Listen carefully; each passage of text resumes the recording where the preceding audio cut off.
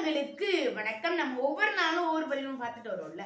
அதன் அடிப்படையில் இன்னைக்கு திங்கக்கிழமை நம்ம எப்போதுமே நம்ம சிவகாமியின் சபதம் பதிவு தானே பார்ப்போம். அந்த சிவகாமியின் சபதம் பதிவு என்னன்றத இந்த பதிவுல பார்த்துடலாமா? என்ன அப்படின்னா சிவகாமியின் சபதம் பதிவுல நம்ம பதிவு பார்த்துருக்கோம். என்ன அப்படின்னா நம்ம ஆயனார் வந்து ஒரு ஸ்லேடையா நான் பேசிட்டேன் அப்படின்ற மாதிரி சிரிச்சாரு. அந்த இரட்டை மொழிதல், அந்த இரட்டை சொல் மொழிதல், அதை பத்திலாம் நம்ம தெரிஞ்சுக்கிட்டோம். இப்ப ஆயனார் ஒரு வார்த்தை சொன்னாரு. என்ன தெரியும்? என்ன உங்களுக்கு ஞாபகம் இருக்கும்னு நினைக்கிறேன். என்னன்னா, நாகத்துக்கிட்ட இருந்து நீங்க இவனை காப்பாத்துனீங்க. நாகம் வந்து நாகத்துக்கிட்ட இருந்து காப்பாத்துனுச்சு. அதே இவன் வந்து எங்களை நாகத்துக்கிட்ட இருந்து காப்பாத்திட்டான்னு சொல்லி ஒரு மாதிரி சிலேடையா பேசிட்டு சிரிச்சாரு.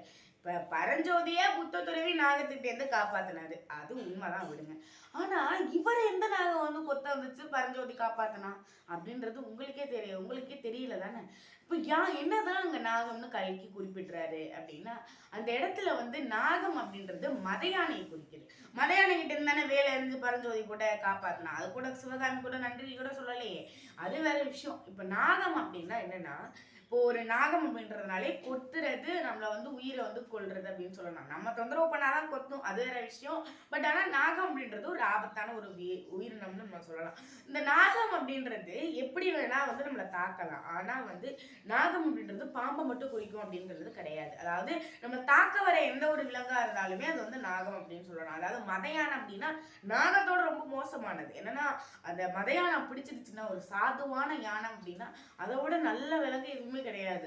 ஆனா ஒரு மதையானம் மட்டும் வந்துச்சு, நம்ம உலகத்துல சிங்கம் புலி எது வந்தாலும் சரி மதையானம் மிதிச்சுட்டு போயிடும். அந்த அளவுக்கு மதையானம் வந்து கொடுமையானதுன்னு சொல்லலாம். அந்த அளவுக்கு வந்து பெரிய தாக்கத்தை வந்து ஏற்படுத்தும். அந்த மதையானம் பிடிச்ச ஒரு 2-3 நிமிஷமாவது இருக்கும், அது ரொம்ப ஒரு தாக்கத்தை ஏற்படுத்தும், ரொம்ப பயத்தையும் ஏற்படுத்தும். இப்பெல்லாம் யானைகளே காண முடியல, ஏன்னா காட்டுக்குள்ள இருக்கு. பட் ஆனா அப்ப வந்து ராஜாக்கள் ஆண்ட காலத்துல யானைகள் வந்து பெரிதளவு பயன்படுத்துவாங்க. அப்ப மத பிடிச்ச யானை வந்துச்சுனாலே அவங்களுக்கு பெரிய பயம். பாம்பு புலி சிங்கத்தை கூட பயப்பட மாட்டாங்க, ஆனா மத யானைக்கு அவ்வளவு பயப்படுவாங்க. அதனாலதான் இந்த இடத்துல வந்து மத யானைக்கு நாகம் அப்படின்னு சொல்லி பேர் கொடுத்து ஆயனார் சொன்னாரு.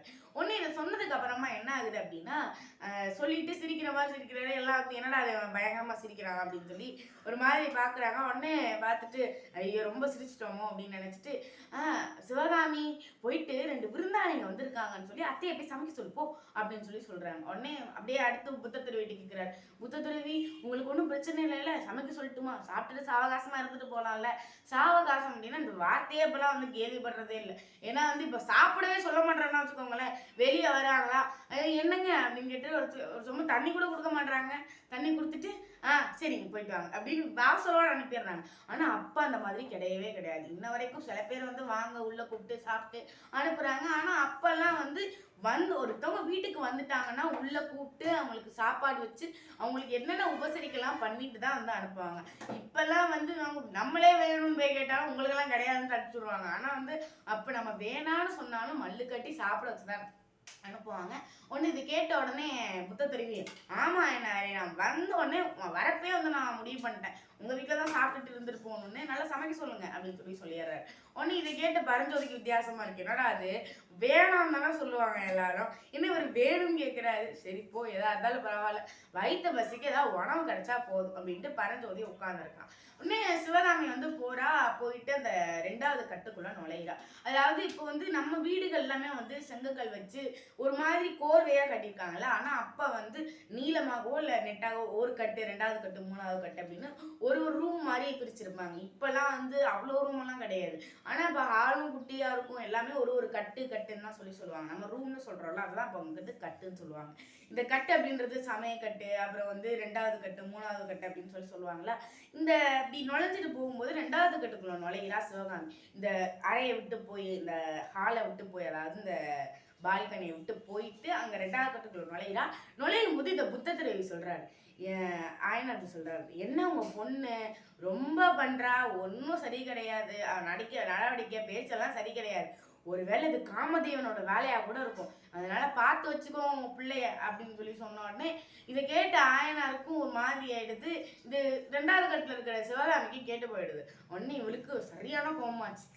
என்னடா அது, இவர் ரொம்ப பண்றாரு, யாரா இவரு, எதுக்கு நம்ம வீட்டுல வந்து நம்மளே குறை சொல்றாரு அப்படின்னு சொல்லி ரொம்ப பயங்கரமா வந்து பேசுறோம்ல. இப்போ யாராவது நம்மளை குறை சொன்னாங்கன்னா நமக்கே பிடிக்காது.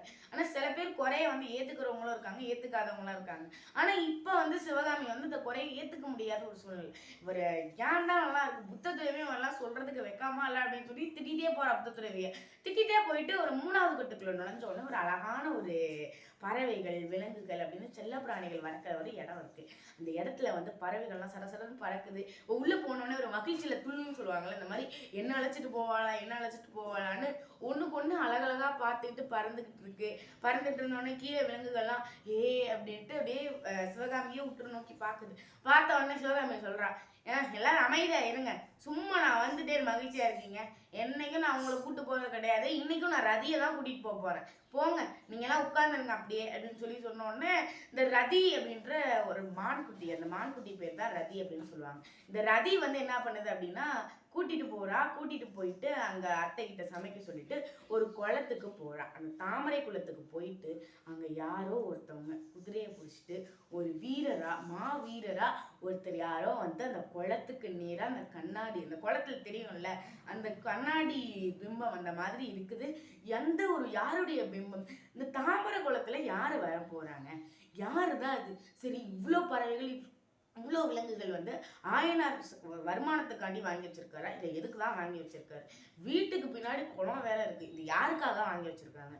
சரி வந்த அந்த நபர் யாரு அப்படின்ற கேள்விகளுக்கெல்லாம் பதில் வந்து அடுத்த திங்கட்கிழமை பதிவுல சிவகாமியின் சபதம் பதிவுல இருக்கும். அதனால அந்த பதிவை எதிர்நோக்கி காத்திருங்கள். உங்களிடமிருந்து விடைபெறுவது நான் உங்கள் தீஷா திரவிராஜ், ஊராட்சி ஒன்றிய நடுநிலைப்பள்ளி செவ்வாய்ப்பட்டியில் நான் 8ஆம் வகுப்பு பயின்று வருகிறேன். உங்கள் சிந்தனையில் நான். நன்றி, வணக்கம்.